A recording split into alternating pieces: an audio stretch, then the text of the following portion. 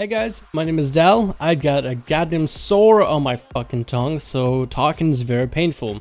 But not painful enough for me to talk to you a little bit about the gear changes happening in Season 2. That's right, we're actually getting Season 2 for PvP this early. I don't think I've ever had an expansion where we got Season 2 this freaking early. I mean, I guess it's been a while since summer, but it's been about, what, more or less 6 months? Anyway, Season 1 is going to be ending in December and Season 2 will be coming out very, very soon. And the funny thing is, the season will end and the new one will start the same day. So what it said on MMO Champion, as currently posted, is attention all arena battleground competitors, on December 13th, 6 AM PST, Legion PvP Season 1 will come to a close, but the battle will pick up just 2 hours later at 8 AM PST, which is Pacific Daytime. So, Season 2 will begin as soon as Season 1 ends, with a 2-hour difference in between. And that also means that more rewards will be coming out in the game. If you are waiting to get your rewards for Season 1, be sure not to be transferring servers or transfer faction and all that, as it can mess up your character and I'm pretty sure nobody wants to be dealing with it. One of the things that will be coming out in Season 2 is a higher item level gear increase, as Nighthold Raid will also be coming out. So for PvPers not to fall behind in terms of gear, they'll be increasing the item level that you'll be getting from different stats or from different ratings. So 2400 gear for players that are 2400 rated will become 900 item level gear.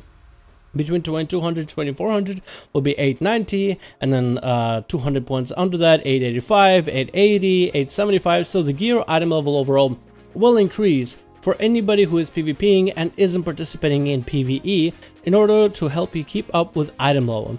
So generally everybody should be getting a little bit stronger and everybody should be getting a little bit more buffed up. But when you're taking a look at it, maybe going from 880 to 900 item level gear, you're only going up 20 item levels, so it's 2% difference when it comes to PvP. So it's not a huge difference, but you will feel maybe a little bit few. Your dot ticks might be just slightly stronger, your heals might be just slightly better. We're not really sure, because as we can tell from my videos previously, gear doesn't really matter that much in PvP. Anyway, this is still very exciting.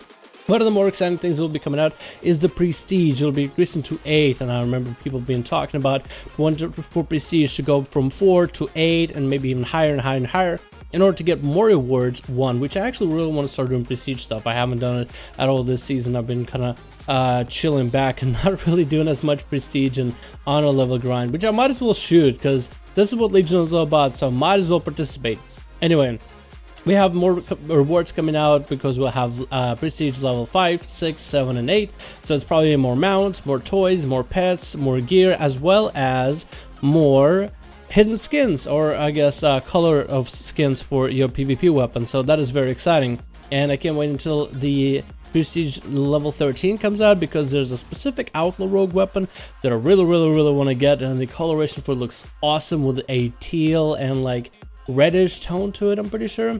Either way, cool, fun stuff is coming out for Legion in December, and I'm actually very excited. So we have not having only seasons changing as quickly as, I guess, 6 months or so, more or less. I mean, it's December compared to August. Well, actually, it's a little bit less than 6 months, but Legion came out in August. The season began shortly afterwards.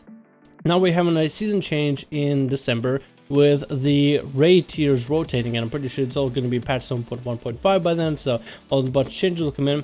And by changes, I mean your class changes or spec changes, so be sure to keep up with the patch notes. Actually, it's best to subscribe to this channel right here, because I'll be covering as many of the patch changes in terms of PvP, not just for rogues. I kind of want to expand it to other classes and just kind of have a general coverage in the future. I'm kind of waiting for Blizzard to make any more patch changes and announcements. I've been actually hanging out on PTR and discovering many new things and many new ways to play rogue. Surprise, surprise, videos going to be coming out for those as well.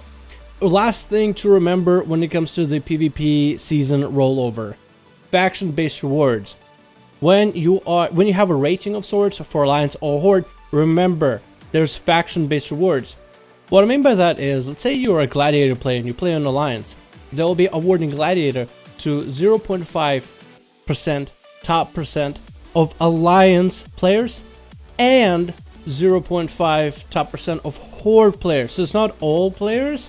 So if you're Alliance, right, and you play on US servers and not as many Alliance are playing, you actually have still a chance, even though you're not in the top 5% in general in the game, just because you're in 0.5% of alliance, you can get gladiator. So don't switch your faction, don't switch none of that. Just stay where you are, wait until the season is over, then do all your switching if you were going to do so. Because let's say you're somebody on the Horde or Alliance, and maybe you've been wanting a certain title, Rival, Challenger, even Gladiator, Duelist, whatever you wanted, stay where you are until you get all of your rewards.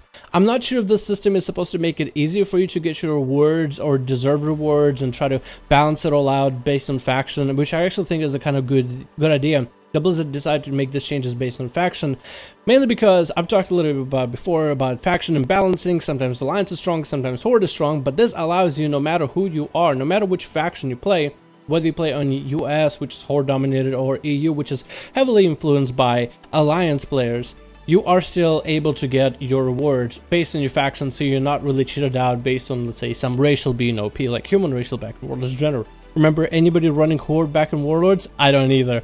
But anyway, that's one of the coolest things, so make sure do not move your character just for a little bit around December. But until now, I guess you can, but around December 13th, make sure not to move your character. I actually wonder if it's possible for players to take advantage of this, right? Move the character, let's say they're like around, I don't know, 2400 rated and there's not a lot of Alliance, and maybe like try to bait and switch, right? Move to Alliance, and bam, because of 2400 on Alliance, you're basically in the top 0.5% because nobody plays Alliance. So I wonder if anybody's going to be doing any of those bait and switches, so that would be very interesting to see.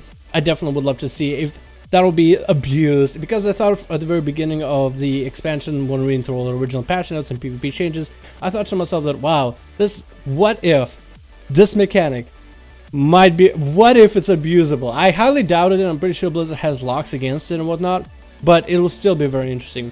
So I think this is everything I have for you guys for today. Legion PvP season rollover happening in December 13th, so be sure not to switch your characters around December time. Also, hopefully everybody has had a great day. I'm going to be bringing out more videos on the PTR because that's back in access. I already have a couple things recorded. I also want to maybe try to do some PvE based things. So if you guys regularly watch my videos, please let me know if you would want to see any form of PvE, maybe like Assassination PvE guides, PvE tips, how to deal maximum potential damage, some of the different builds. Maybe same thing goes for Outlaw, maybe a little bit for Subtlety, although it is not, I feel Subtlety might not be the most competitive spec in terms of PvE damage. I feel Outlaw and Assassination do a little bit better job of that. But again, let me know, guys, because you're the ones watching my videos, and I do want to broaden my horizons, as I recently kind of found a new love with Outlaw kind of all over again, and it's very exciting and very fun. Anyway, guys, thanks so much for watching. My tongue is a killer, because the sword that I talked about before sits right where my teeth are. So this has been one of the most painful videos that I've ever done, but it has been very exciting for me nonetheless. Thank you guys so much for watching. Leave a like in the video if you enjoyed it. Thank you, everybody, and I'll see you guys in the next one.